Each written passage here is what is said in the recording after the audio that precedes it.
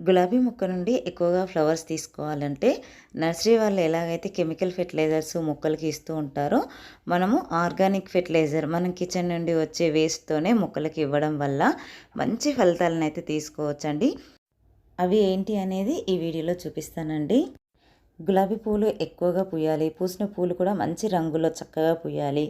సగం సగం పువ్వులు పూయడం లేకపోతే మొగ్గలు మాడిపోవడం ఇలా జరుగుతూ ఉంటాయి కదా. అలా జరగకుండా ఉండాలి అంటే మాత్రం తప్పకుండా ఈరోజు నేను చూపిస్తున్న ఫెర్టిలైజరు అదేవిధంగా నేను చెప్పిన జాగ్రత్తలు ఫాలో అవ్వండి. మంచిగా చెట్టు నిండా పూలు పూస్తాయి, ఆకులు కూడా చాలా ఆరోగ్యంగా ఉంటాయి. ఆ ఫెర్టిలైజర్ ఏంటి, ఎంత క్వాంటిటీ ఇవ్వాలి అనేసి ఫుల్ వీడియో స్కిప్ చేయకుండా చూడండి. ఇక వచ్చేయండి మనం వీడియోలోకి వెళ్ళిపోదాం. ఈ ఆగస్ట్ నెల నుండి మొక్కల్లో కొత్త చిగుర్లు ఎక్కువగా రావడం, బ్యాసిల్ సూట్ ఎక్కువగా రావడం, ఎక్కువ మొగ్గలు వచ్చి పూలు పూయడము గులాబీ మొక్క స్టార్ట్ చేస్తుంది. హాయ్ హలో నమస్తే, welcome back to our channel నేత్ర వ్లాగ్స్ ఇన్ తెలుగు. ప్లీజ్ అండి, కొత్తగా మన ఛానల్ని చూస్తున్నట్లయితే లైక్ చేయండి, షేర్ చేయండి, మన ఛానల్ని సబ్స్క్రైబ్ చేసుకోండి. ఇక్కడ చూపిస్తున్న గులాబీ మొక్క అయితే కాశ్మీర్ రోజ్ అండి.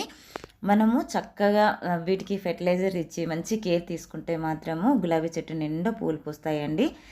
మనం దీన్ని పట్టించుకోకుండా దీనికి కేర్ తీసుకోకుంటే మాత్రము చెట్టు అనేది అస్సలు పూలు పూయవు, అలాగే మొక్క అనేది మొత్తం ఎండిపోతుందండి. ఇక్కడ పువ్వు చూడండి అసలు ఎంత పెద్ద సైజు పూసిందో. ఎప్పుడు కూడా మనము మొక్కకి ఈ టైంలో డెడ్ హెడ్డింగ్ చేయాలండి. అంటే పువ్వులు పూసినవి ఉంటాయి కదా, అవి ఎప్పటికప్పుడు ఇలాగ కట్ చేసుకుంటూ ఉండాలి. కట్ చేసుకునేది కూడా ఒక 2 ఆకులు కిందికి కట్ చేసుకుంటే అక్కడి నుంచి కొత్త చిగుర్లు చక్కగా వస్తాయన్నమాట. మొక్క ఆకులు కూడా చూడండి అసలు ఎంత హెల్దీగా ఉన్నాయో. ఇంత చక్కగా ఉండడానికి వీక్లీ వన్స్ ఖచ్చితంగా నేను ఏదో ఒకటి స్ప్రే చేస్తూ ఉంటానండి.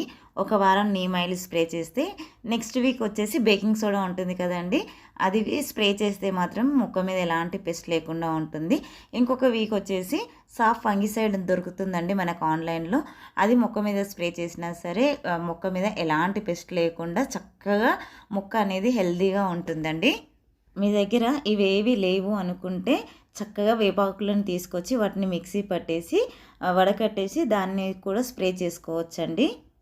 ముందుగా మనం ఎప్పుడూ కూడా ఏ ఫెర్టిలైజర్ ఇచ్చినా సరే మట్టిని మొత్తం కూడా లూజ్ చేసుకోవాలండి. మనం ఫెర్టిలైజర్ ఇచ్చినప్పుడే కాదు, ఎవ్రీ 15 డేస్కి ఒక్కసారి ఈ విధంగా చేయడం వల్ల రూట్స్కి బాగా ఆక్సిజన్ అంది మొక్కలు దృఢంగా పెరుగుతాయి. ఇవేనండి నేను ఇచ్చే ఫెర్టిలైజర్స్, చాలా బాగా పనిచేస్తాయి. ఎన్పికేతో పాటు కాల్షియం అనేది నర్సరీలో ఇస్తూ ఉంటారు మొక్కలకి. ఇక్కడ చూస్తున్నారు కదా ఆరెంజ్ పీల్స్ అలాగే బనానా పీల్స్ను చక్కగా ఎండలో ఎండబెట్టేసుకొని ఇలాగా పౌడర్ లాగా అయితే చేసి పెట్టుకుంటానండి. నేను ఎప్పుడు కూడాను 1 స్పూన్ అయితే ఆరెంజ్ పీల్ పౌడర్ తీసుకుంటున్నానండి. అలాగే ఇక్కడ చూస్తున్నారు కదా కాల్షియం కోసం అయితే ఎగ్షెల్ పౌడర్ తీసుకుంటున్నాను. పొటాషియం కోసం అయితే బనానా పీల్ పౌడర్ అయితే తీసుకుంటున్నానండి. చూస్తున్నారు కదా మూడింటిని సేమ్ క్వాంటిటీ అయితే తీసుకుంటున్నాను. ఆరెంజ్ పీల్ పౌడర్ కలపడం వల్ల మట్టిలో pH లెవెల్ అనేది బ్యాలెన్స్డ్గా ఉంటుందండి.